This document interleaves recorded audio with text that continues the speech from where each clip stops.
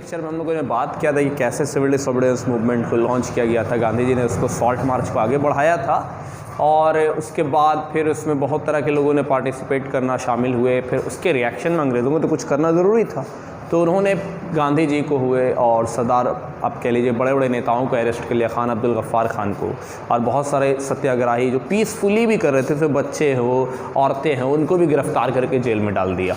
तो ऐसे हिंसात्मक माहौल में गांधी जी ने जो है एक इरविन के साथ समझौता साइन किया और उसमें कंडीशन ये थी कि राउंड टेबल कॉन्फ्रेंस में शामिल होना।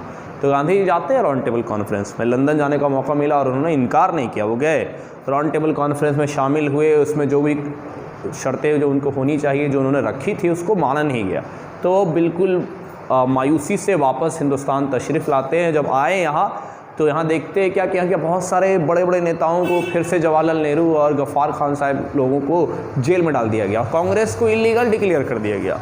अब इस बात पे गांधी जी डिसअपॉइंट होकर दोबारा से फिर से सिविल डिसोबीडियंस को लॉन्च करते हैं, जो कि 32 में लॉन्च करते हैं, 2 साल तक वो चलेगा।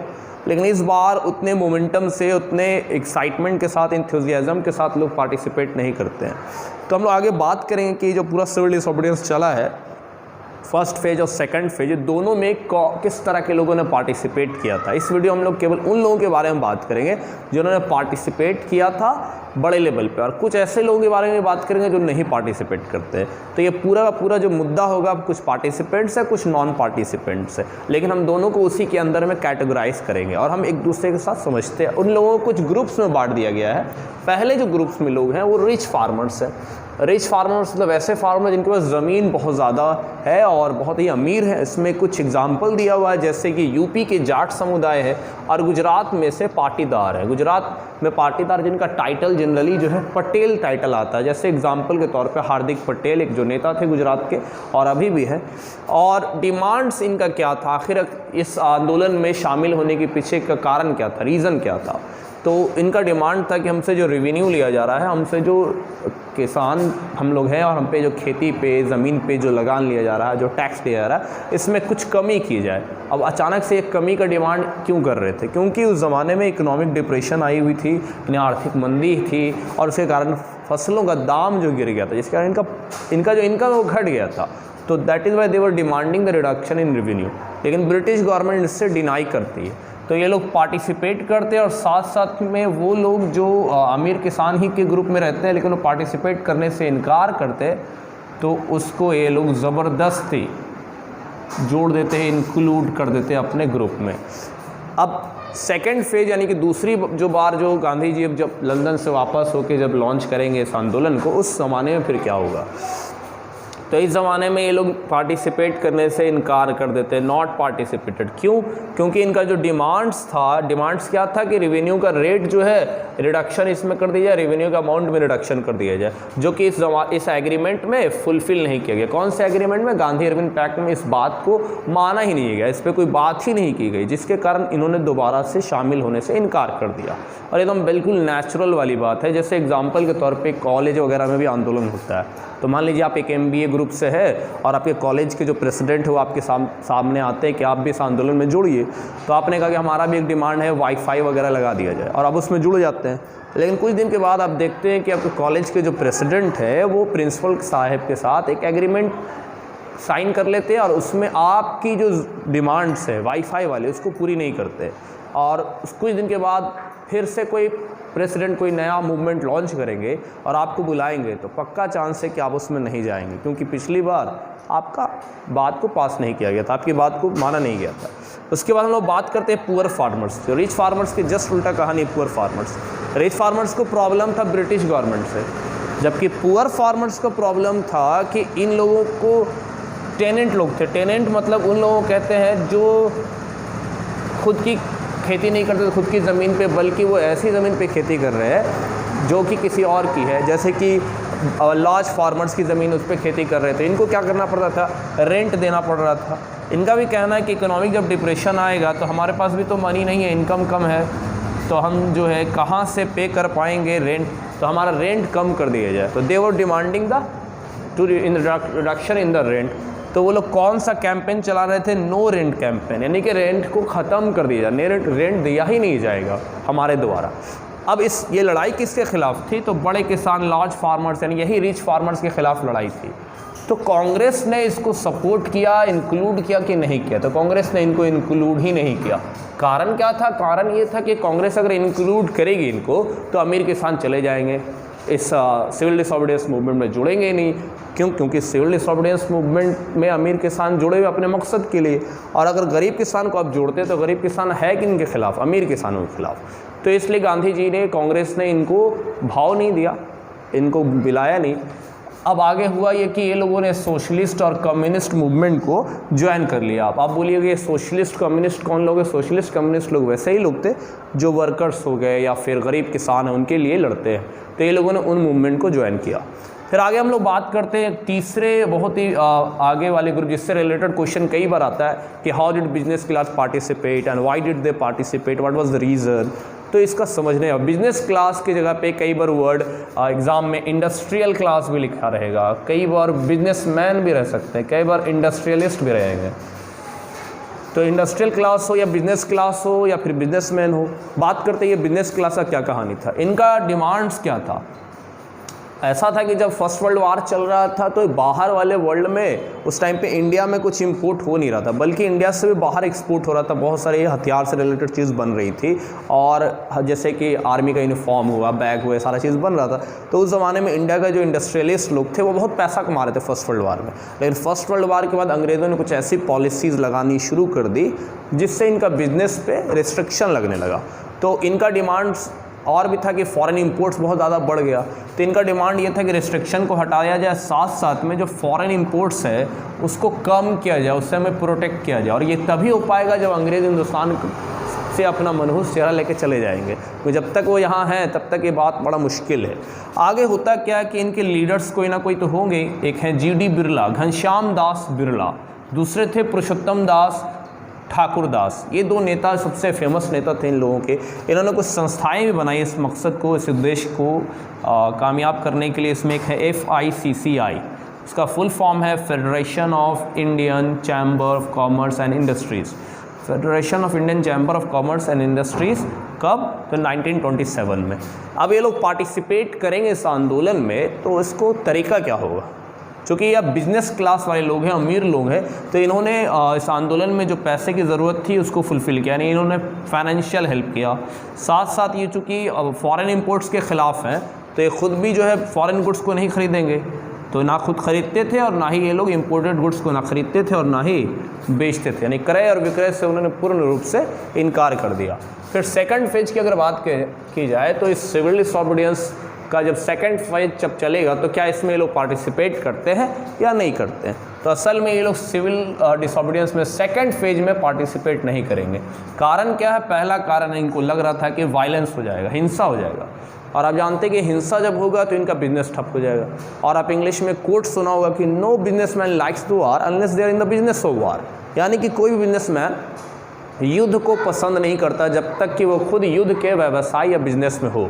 इसका मतलब अगर वो हथियार वगैरह बना रहा है या हथियार से रिलेटेड चीज़ बना रहा है तो उसको वार बहुत पसंद होगा। लेकिन चूंकि ये लोग इस तरह की चीज़ें नहीं कर रहे थे तो वायलेंस से ये लोग डर रहे थे कि अगर वायलेंस हुआ तो हमारा बिजनेस फिर ठप हो जाए, क्योंकि फिर ट्रांसपोर्टेशन कम्युनिकेशन ठप हो जाता है, तो गुड्स या मटेरियल आप एक जगह दूसरी जगह पहुँचाइए कैसे। दूसरा कहानी था ये कि इसमें जो कांग्रेस के जो यंगर मेंबर्स थे, जैसे कि गांधी नेहरू जी हुए, आपके सुभाष चंद्र बोस हुए, इन लोगों के अंदर जो है सोशलिज्म की विचारधारा जो कि फैल रही थी, सोशलिज्म की विचारधारा जो है ग्रो कर रही थी, इस तरह का जो आइडियाज़ है। और सोशलिज्म मानने वाले लोग जो है वो वर्कर्स के फेवर में ज़्यादा जाएंगे, ना कि ये लोग फेवर में जाएंगे बिजनेसमैन के। तो इन दो कारणों की वजह से बिजनेस क्लास ने सेकंड टाइम पार्टिसिपेट नहीं किया। जैसा कि आप जान रहे हैं कि रिच फार्मर्स ने भी सेकंड टाइम पार्टिसिपेट नहीं किया था, और पुअर फार्मर्स को तो खैर पार्टिसिपेशन लिया ही नहीं गया था। ठीक इसी तरह से हम लोग बात करेंगे कि जिस तरह रिच फार्मर्स पार्टिसिपेट करते हैं, पुअर फार्मर्स नहीं करते, क्योंकि ये जो है इनके खिलाफ थे रिच फार्मर्स के। बिजनेस क्लास पार्टिसिपेट करेंगे, और इसके बाद हम लोग बात करेंगे इंडस्ट्रियल वर्कर की, जो पार्टिसिपेट नहीं कर, कांग्रेस उनको नहीं जोड़ेगी, क्योंकि वो लोग असल में बिजनेस क्लास के लोगों के खिलाफ ही लड़ेगी। तो आइए आगे हम लोग बात करते हैं इंडस्ट्रियल वर्कर्स के बारे में। तो आइए इंडस्ट्रियल वर्कर्स के बारे में बात करते हैं। ये लोग फैक्ट्री वर्कर्स भी थे और इंडस्ट्रियल वर्कर और फैक्ट्री वर्कर्स एक ही हुए। कांग्रेस ने इनको फिर से नहीं जोड़ा, जिस तरह उन्होंने पुअर फार्मर्स को नहीं जोड़ा था, सेम उसी तरह ये लोग इंडस्ट्रियल वर्कर्स यानी फैक्ट्री वर्कर्स को नहीं जोड़ते। कारण क्या, इनको लगता है कि अगर इनके डिमांड्स को हम अपने में इंक्लूड करेंगे तो जो एंटी ब्रिटिश फोर्सेस है, यानी कि जो अंग्रेज़ों के खिलाफ लड़ाई लड़ने के लिए जो हमने एक फोर्सेस बनाया हुआ है, वो लोग जो है उसमें एक डिवीज़न, एक बंटवारा आ जाएगा। फॉर एग्ज़ाम्पल बिजनेसमैन लोग हैं, अगर बिजनेसमैन लोगों को हम जोड़ रहे हैं और साथ साथ में इंडस्ट्रियल वर्कर्स को भी जोड़ रहे हैं, तो पॉसिबल ऐसा है नहीं, दोनों में से किसी एक को जोड़ सकते हैं, क्योंकि इंडस्ट्रियल वर्कर्स असल में बिजनेसमैन के ख़िलाफ़ हैं। तो अब अगर आप एक रूम में इंडस्ट्रियल वर्कर्स को बुलाइएगा तो एक दरवाजे से इंडस्ट्रियल वर्कर आएंगे और दूसरे दरवाजे से बिजनेस क्लास वाले चले जाएंगे। तो आपको किसी एक ही को जोड़ना पड़ेगा, और क्योंकि इंडस्ट्रियल वर्कर असल में बिजनेस क्लास के ख़िलाफ़ थे। तो इन्होंने इंडस्ट्रियल वर्कर्स का जो डिमांड्स था, फैक्ट्री वर्कर्स का जो भी प्रॉब्लम था, इसको सॉर्ट आउट नहीं किया, इसको जोड़ा ही नहीं, क्योंकि इनको लगा ऐसा जोड़ने से एंटी ब्रिटिश फोर्सेस में एक डिवीज़न तरीके का कुछ डिवीज़न पैदा होगा। आगे बात करते हैं कि कुछ एक इसमें एक्सेप्शन होता है, हर एक रूल का एक्सेप्शन होता है। तो ठीक इसी तरह कुछ एक्सेप्शन है। छोटा नागपुर जो कि झारखंड में है, वहाँ के कुछ टीन माइंस के वर्कर्स थे। टीन माइन मतलब टीने का जो खान होता है, उसके कुछ वर्कर्स लोग थे। इन लोगों का प्रॉब्लम क्या था, समस्या क्या था? इनकी परेशानी थी कि इनको जो सैलरी था, जो वेजेस था, वो बहुत ही कम मिल रहा था। साथ साथ में यहाँ पे रहने खाने का जो कंडीशन था वो बहुत बेहतर नहीं था, पुअर वर्किंग कंडीशन था।